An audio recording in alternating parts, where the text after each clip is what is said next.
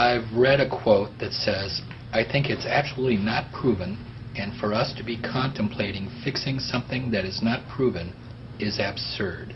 Can you tell us your views on man's role on climate change, and then tell us how this affects your positions on energy policy, particularly cap and trade? Sure. Well, first of all, if you take a look at geologic time, we've had huge climate swings.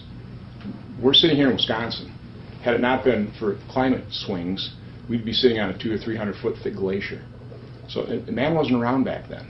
So no, I absolutely do not believe that the science of man-caused climate change is proven. Not by any stretch of the imagination. I think it's far more likely that it's just sunspot activity or something just in the geologic eons of time where we have changes in the climate. We witnessed it repeatedly. The Middle Ages was an extremely warm period in time too, and it wasn't like there were tons of cars on the road.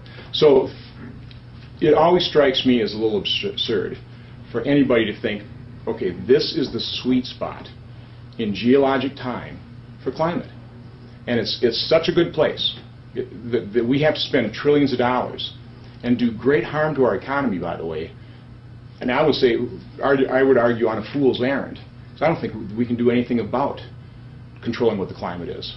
We would just penalize our economy tremendously, and for the state of Wisconsin, it'd be extremely harmful.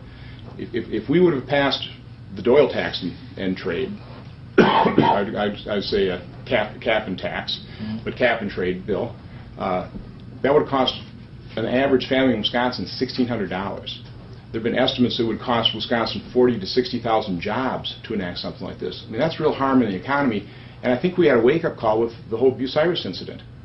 We see what the effect would be when we start implementing these types of green policies. And it's not that I'm not an environmentalist. I'm a huge outdoorsman. I like a pristine environment. I get my water from a well. I don't want to see groundwater contamination. So I'm all for environmentalism, and the way you have a very clean environment, you have a productive economy. You have a successful and growing economy. Because America is such a strong economy, we do lead the world in terms of our environment and what we're able to spend to maintain a clean environment. What do you think the CO2 does up there? Does it have an effect? I think it's sucked down by trees and helps trees grow.